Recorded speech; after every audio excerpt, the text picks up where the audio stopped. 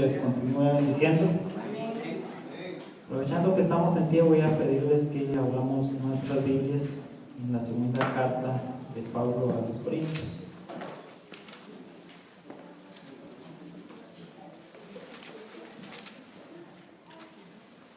Bueno, ya habrán notado que se está empezando a estudiar un poco lo que es las cartas a los Corintios. Y bueno, vamos a ver un poco del capítulo 4, la segunda carta. Cuando lo tengan, me dicen amén y lo leemos. Los Corintios 4. Segunda de Corintios, capítulo 4.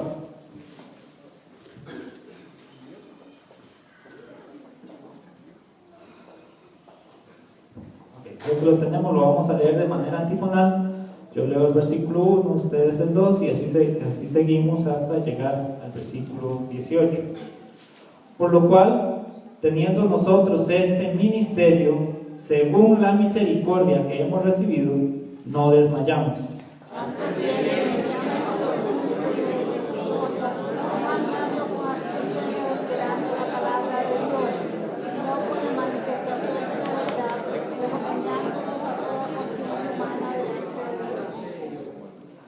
Pero si nuestro evangelio está aún encubierto, entre los que se pierden está encubierto.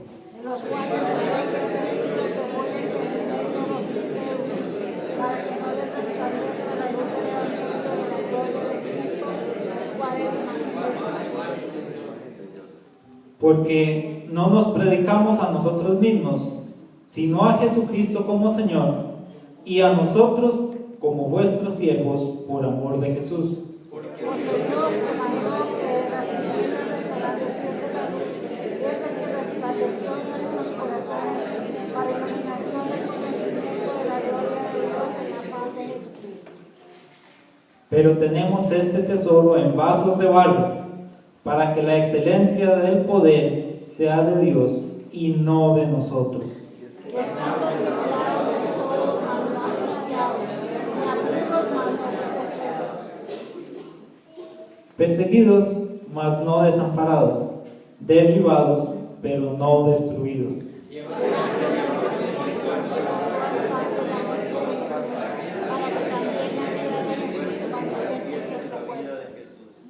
Porque nosotros que vivimos siempre estamos entregados a muerte por causa de Jesús, para que también la vida de Jesús se manifieste en nuestra carne mortal.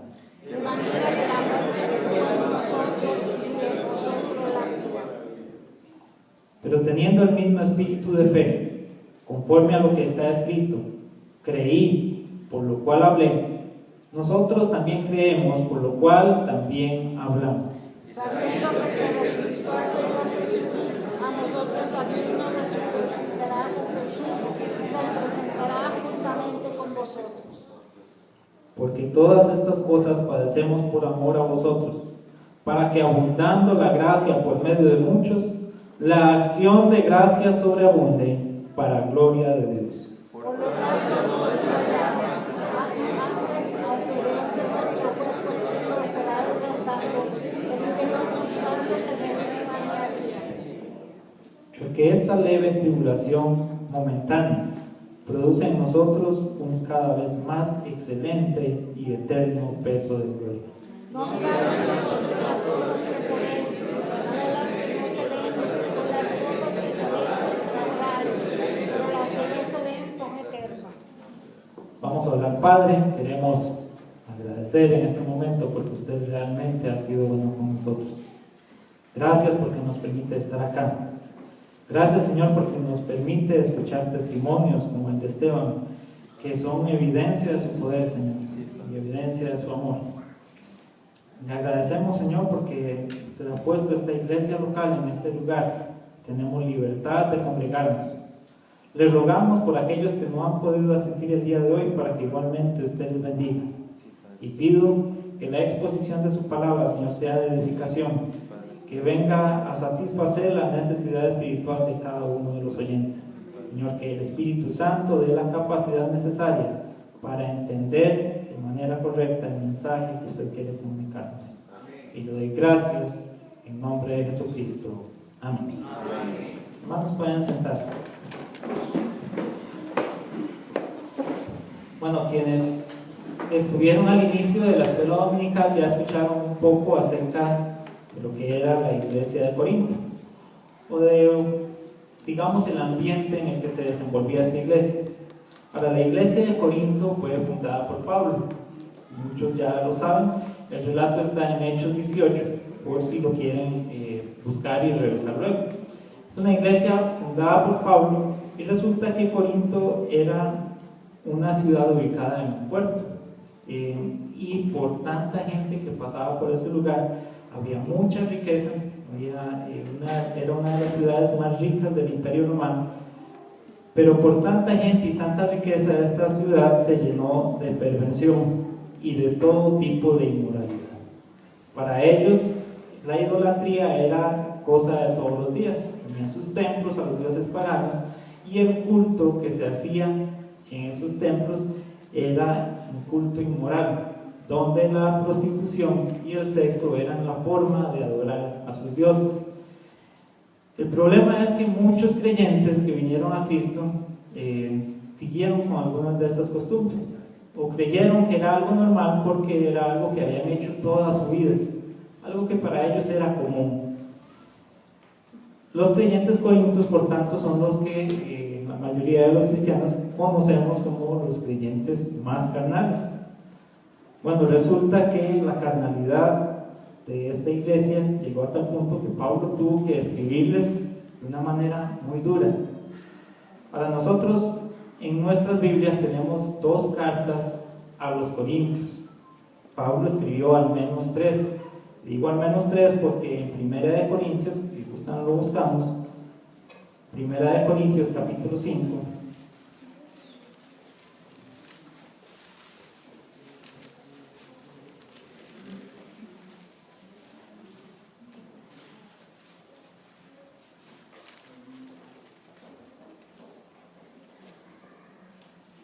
Primera de Corintios capítulo 5, versículo 9. Dice: os he escrito por carta que no os juntéis con los fornicarios. Quiere decir que antes de esta carta que nosotros conocemos como Primera de Corintios hubo otra. Entonces Pablo escribió al menos 3 cartas a esta iglesia. Ahora quiero que notemos algo.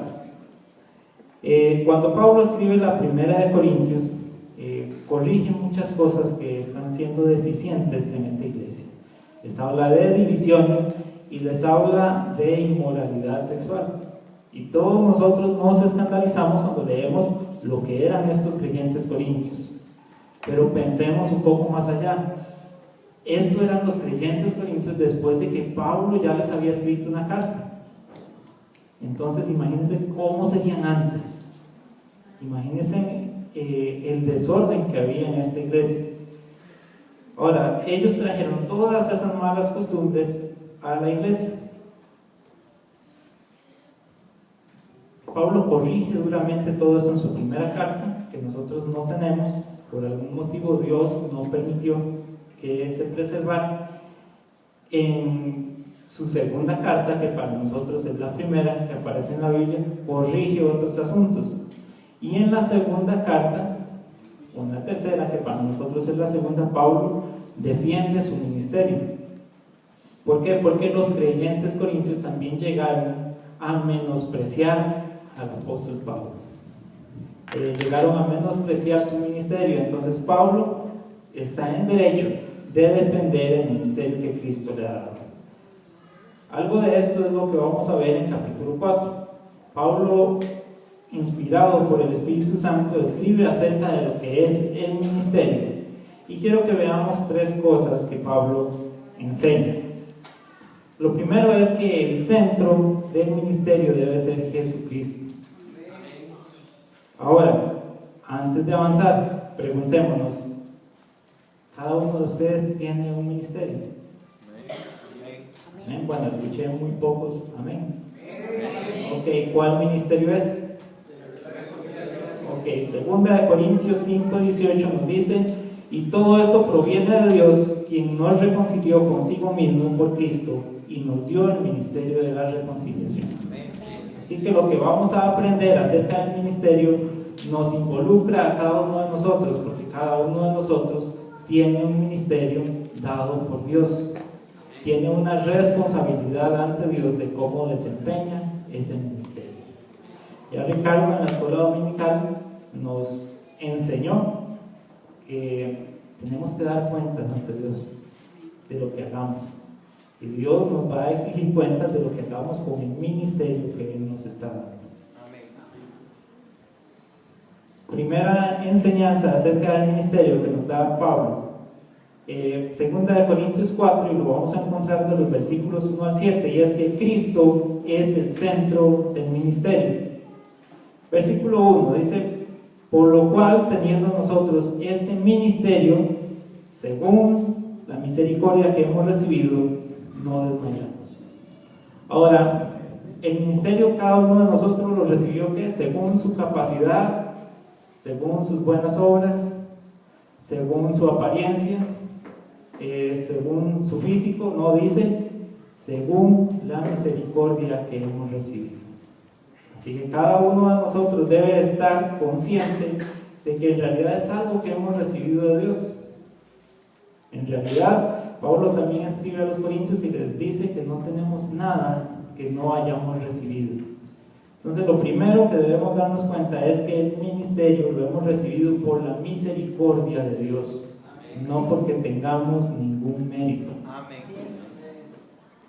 La versión Dios habla hoy en este versículo dice: por eso no nos desanimamos, porque Dios en su misericordia nos ha encargado de este trabajo. Me parece que es un poco más clara, aunque tal vez no sea tan preciso, pero nos da una idea clara de lo que este versículo dice. Dios en su misericordia nos ha encargado de hacer un trabajo. Eso es el ministerio. Pablo desempeña entonces este ministerio. ¿Por qué? Porque Dios se lo encargó. Nosotros sabemos que fue Jesucristo mismo quien se le apareció y le encargó que fuese el arquitecto de la iglesia gentil. Pablo entiende claramente eso. Ahora, si Pablo entiende claramente eso, ¿qué dice? Nuevamente les leo la versión Dios habla hoy. Dice: por eso no nos desanimamos. Yo creo que a veces nosotros nos desanimamos porque no entendemos quién es el que nos ha encargado del ministerio de la reconciliación. A veces no entendemos que es Dios quien nos está pidiendo que prediquemos. Nuevamente leemos 2 de Corintios 5:18, dice: y todo esto proviene de Dios, quien nos reconcilió consigo mismo por Cristo y nos dio el ministerio de la reconciliación. 19. Que Dios estaba en Cristo reconciliando consigo al mundo, no tomándoles en cuenta a los hombres sus pecados, y nos encargó a nosotros la palabra de reconciliación. Así que somos embajadores en nombre de Cristo, como si Dios rogase por medio de nosotros. Os rogamos en nombre de Cristo, reconciliados con Dios. Usted puede imaginarse que Dios esté rogando. Dice, es como si Dios rogase por medio de nosotros. Y a veces no entendemos la responsabilidad que esto conlleva. Dios nos encargó un trabajo que hacer, el ministerio de la reconciliación. Versículo 2. Antes bien, renunciamos a lo oculto y vergonzoso, no andando con astucia ni adulterando la palabra de Dios, sino por la manifestación de la verdad, recomendándonos a toda conciencia humana delante de Dios. Ya dijimos, los corintios habían puesto en duda el ministerio de Pablo, y Pablo tiene que defenderse y decir: renunciamos a todo lo oculto y vergonzoso, no tenemos nada que ocultar y no hemos adulterado la palabra de Dios. Pablo es claro en que el mensaje que ha predicado es el que ha recibido directamente de Jesucristo, no le ha añadido ni le ha quitado. Ha predicado la palabra correctamente. No ha hecho nada de manera oculta. Versículo 3. Pero si nuestro evangelio está aún encubierto, entre los que se pierden está encubierto. Pablo dice: nosotros no hemos predicado nada de manera oculta. Si hay algunos que no han entendido, si hay algunos para los que el Evangelio está aún encubierto no es porque nosotros hayamos negado la predicación, no es porque nosotros nos hayamos negado a comunicarles nada, sino que dice que es entre los que se pierden que está encubierto. ¿Y esto por qué será? Bueno, porque hay alguien que se opone a la predicación. Lo hemos visto muchas veces, se opone a que el mensaje de Cristo se predique. Versículo 4: en los cuales el Dios de este siglo cegó el entendimiento de los incrédulos, para que no les resplandezca la luz del Evangelio de la gloria de Cristo, el cual es la imagen de Dios. Les leo los versículos 3 y 4.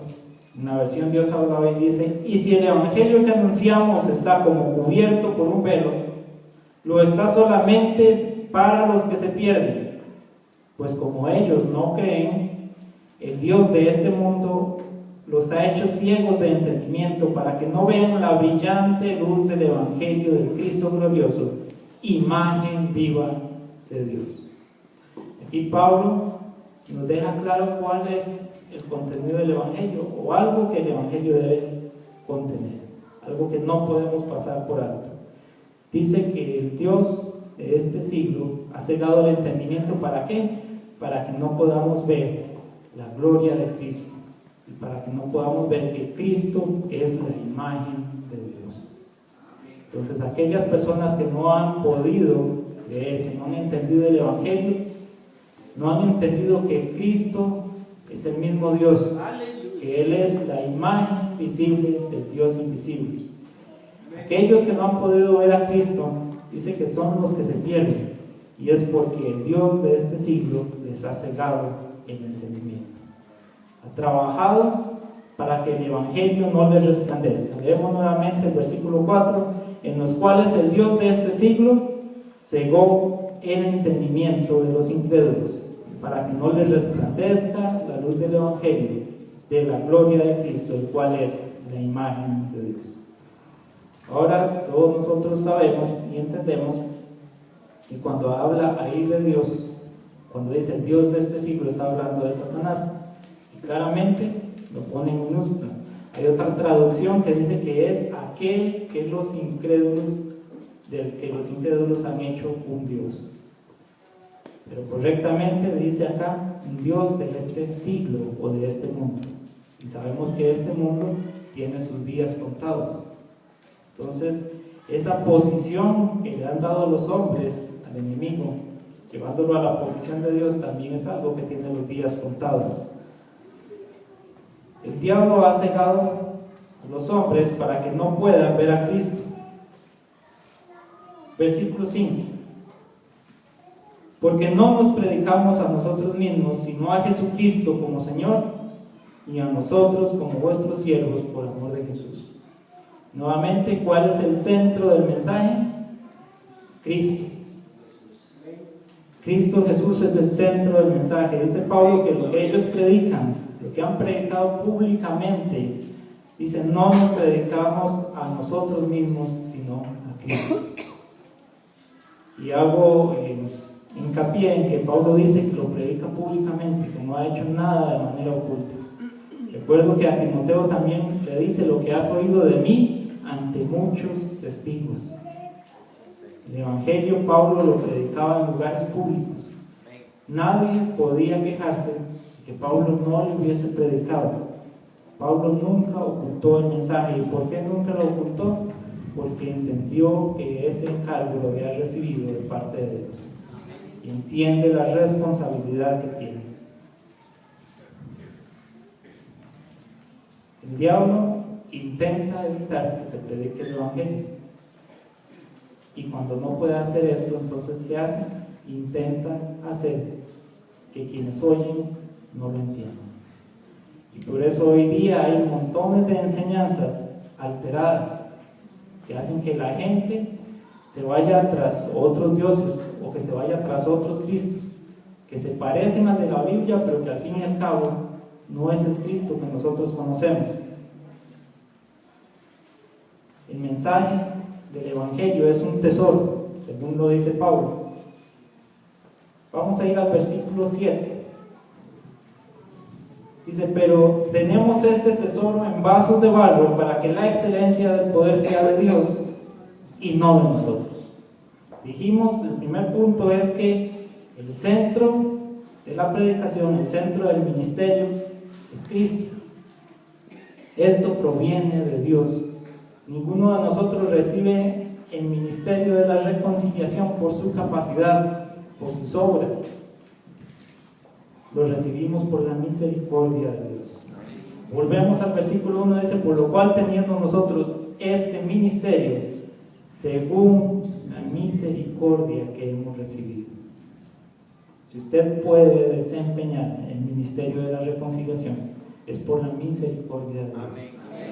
Lamentablemente, lo que debemos confesar que muchas veces somos mal agradecidos y no llevamos a cabo este ministerio, porque no entendemos que es una muestra de la misericordia que Dios ha tenido con nosotros. Volvemos al versículo 7. Pero tenemos este tesoro en vasos de barro. Algunos comentaristas dicen que en aquellos tiempos algunas personas acostumbraban guardar sus bienes más valiosos en vasos de barro, pero no en cualquier vaso de barro, sino que escogían el vaso más feo para esconder allí sus tesoros, para que nadie sospechara. Y esa es la idea que da Pablo acá. De hecho, algunos comentarios dicen que la palabra que se traduce acá por vasos no es la de un vaso entero, sino la de como de un pedazo de una vasija quebrada.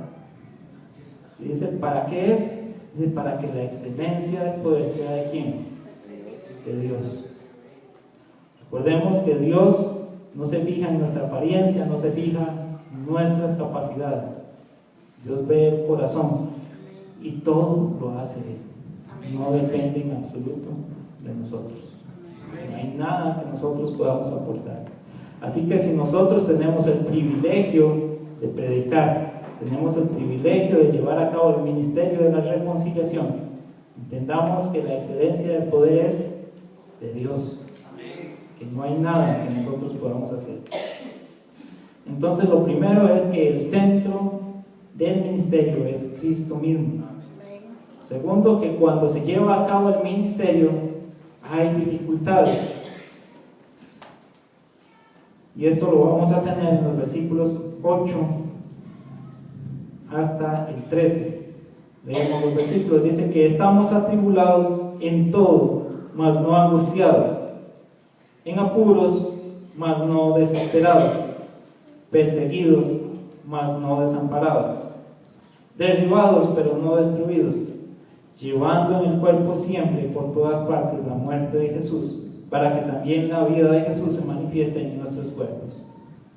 Porque nosotros que vivimos siempre estamos entregados a muerte por causa de Jesús, para que también la vida de Jesús se manifieste en nuestra carne mortal, de manera que la muerte actúe en nosotros y en vosotros la vida. Pero teniendo el mismo espíritu de fe conforme a lo que está escrito, creí, por lo cual hablé. Nosotros también creemos, por lo cual también hablamos.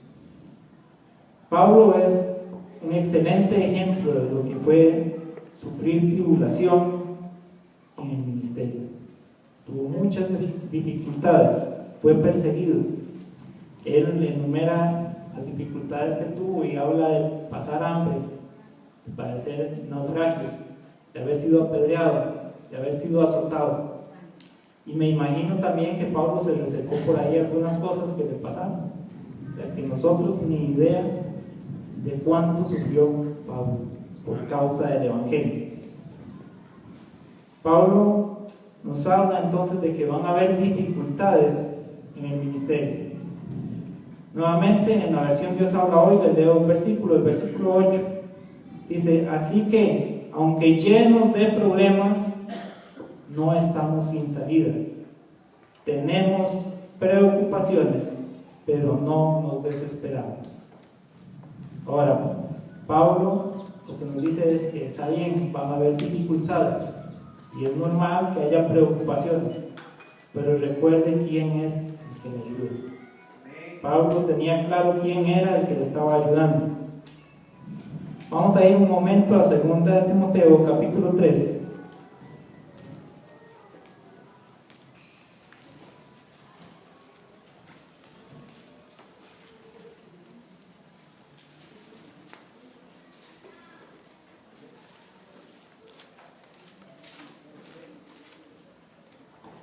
En capítulo 3 de 2 de Timoteo, Pablo habla de el carácter de los hombres en los posteriores días. Y así que describe todas estas cualidades negativas de estos hombres.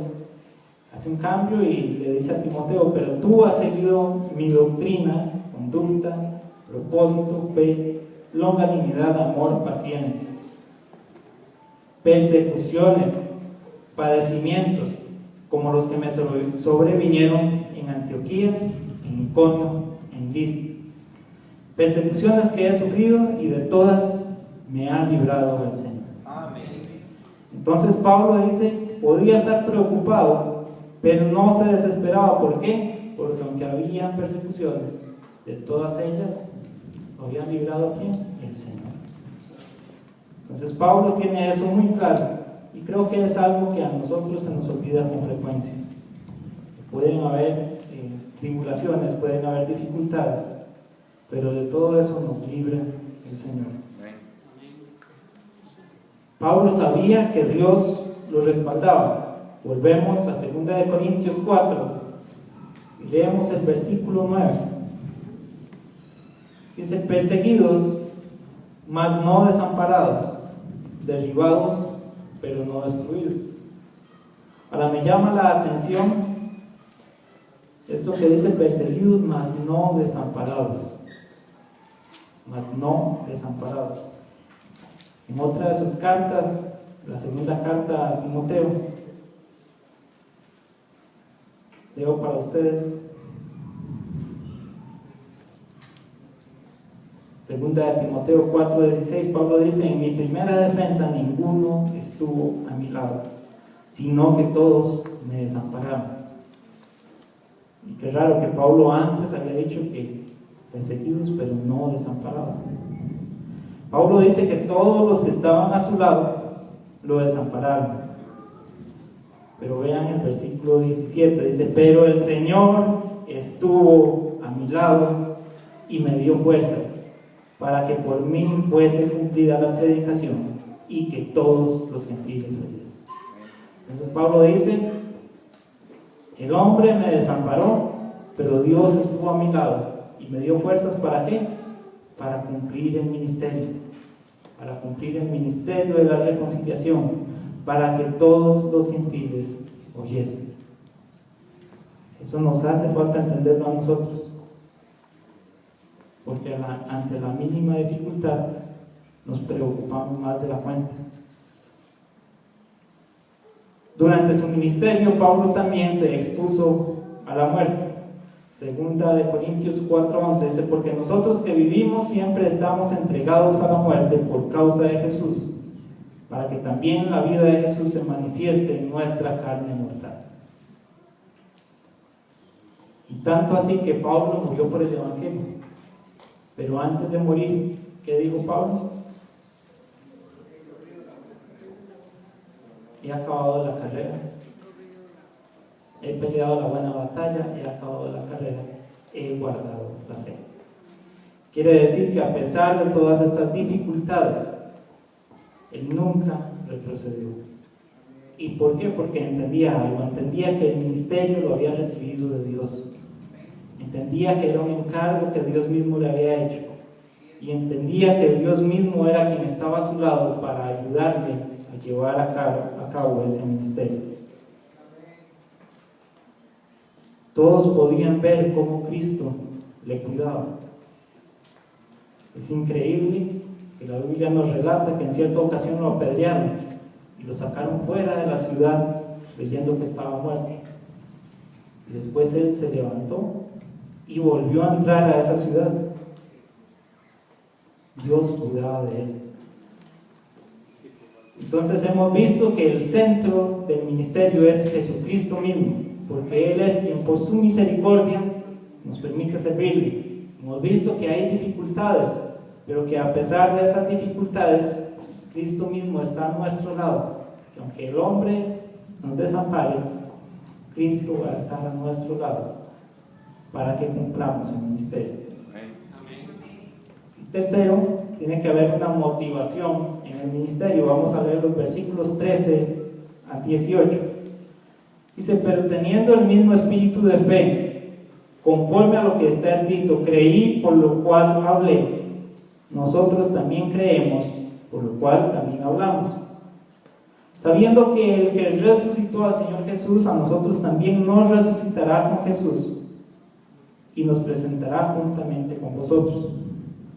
Porque todas estas cosas padecemos por amor a vosotros, para que abundando la gracia por medio de muchos, la acción de gracias sobreabunde para la gloria de Dios.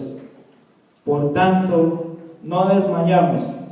Antes, aunque nuestro hombre exterior se va desgastando, el interior no obstante se renueva de día en día, porque esta leve tribulación momentánea produce en nosotros un cada vez más excelente y eterno peso de gloria, no mirando a nosotros las cosas que se ven, sino las que no se ven, pues las cosas que se ven son temporales, pero las que no se ven son eternas. Pablo habla de la motivación que tiene en el ministerio. Empieza diciendo en el versículo 13, dice: conforme a lo que está escrito, creí, por lo cual hablé. Nosotros también creemos, por lo cual también hablamos. Ahora pregunto acá, ¿cuántos creen? Ok, entonces la Biblia dice que si creemos debemos también hablar.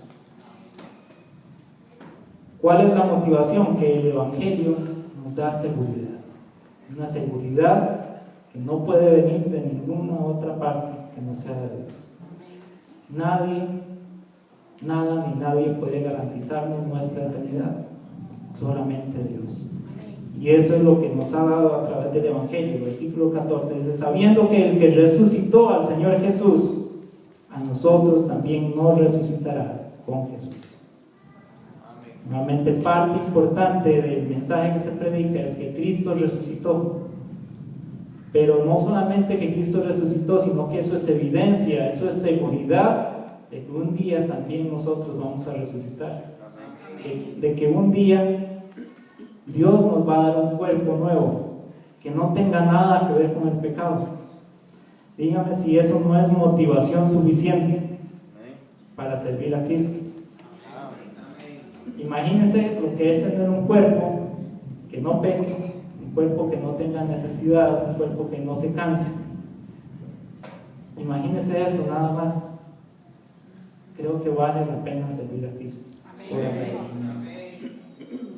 Versículo 15: porque todas estas cosas padecemos por amor a vosotros, para que abundando la gracia por medio de muchos, la acción de gracias sobreabunde para la gloria de Dios. Versículo 15 se lo leo en una versión en lenguaje sencillo. Dice: todo esto es por el bien de ustedes, porque mientras más sean los que reciban el amor y la bondad de Dios, muchos más serán los que le den las gracias y reconozcan su grandeza. Debemos reconocer que si ejercemos el ministerio es para que la gente dé gloria a Dios, para que haya más personas que puedan creer en Jesucristo y le den la gloria a Dios. Nunca debe pasar por nuestra mente ejercer el ministerio para obtener reconocimiento.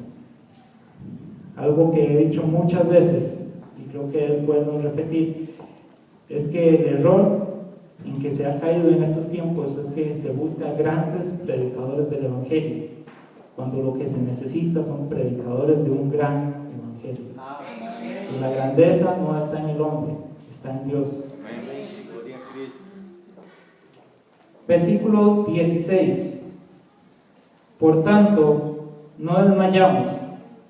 Antes, aunque nuestro hombre exterior se va desgastando, el interior no obstante se renueva de día en día, porque esta leve tribulación momentánea produce en nosotros un cada vez más excelente y eterno peso de gloria. Ahora pensemos de nuevo en las persecuciones que padeció Pablo. Apedreado, sufrió naufragios, padeció hambre, estuvo encarcelado, lo azotaron. Le dijimos seguramente otro montón de cosas que le habían pasado y no dejó por escrito. Y Pablo dice que es tan leve tribulación. ¿Alguno de nosotros, después de pasar por todo eso, se atrevería a decir que es una leve tribulación? Yo creo que no. Todos nosotros nos quejaríamos y nos quejaríamos mucho. ¿Por qué? Porque padecer eso no es fácil. Pero dijimos, Pablo puede decir esto porque tiene claro algunas cosas que a nosotros se nos olvidan. Póngase a pensar un momento nada más, tener un cuerpo nuevo que no tenga relación con el pecado, un cuerpo que no esté limitado por nada durante toda la eternidad. Dígame si eso puede compararse con cualquier tribulación que usted sufra en esta vida. No, Pablo lo tenía muy claro. Vamos un momento a Romanos 8.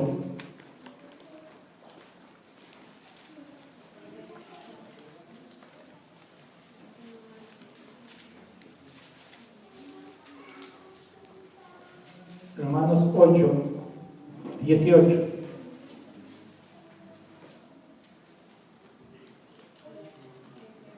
Dice, pues tengo por cierto, para vean que Pablo lo dice con seguridad, tengo por cierto que las aflicciones del tiempo presente no son comparables con la gloria venidera que en nosotros ha de manifestarse.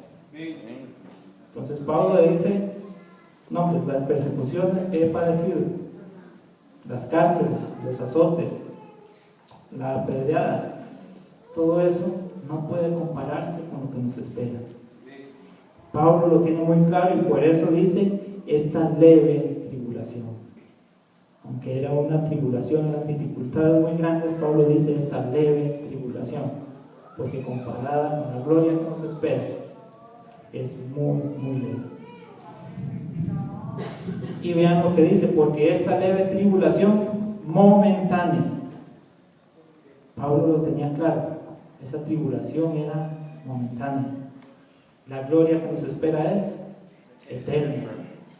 Por eso es que Pablo tiene una motivación especial. Él entiende quién le ha dado el ministerio. Entiende que el centro del ministerio es Cristo mismo. Entiende que habrán dificultades, pero la motivación que tiene es mucho mayor que las dificultades que se le puedan presentar. Entonces debemos recordar lo siguiente. El cristiano debe tener claro que este mundo es pasajero. Que las tribulaciones son en este mundo, por tanto, también son pasajeras. Y que lo que Cristo ha ofrecido es eterno. Por tanto, el creyente debe ser diligente en la predicación. Porque Dios en su misericordia nos ha encargado el ministerio de la reconciliación. Y debemos entender que ese tesoro que nos ha dado está en vasos de barro, para que la gloria siempre sea para Dios. Pongámonos en pie y vamos a orar.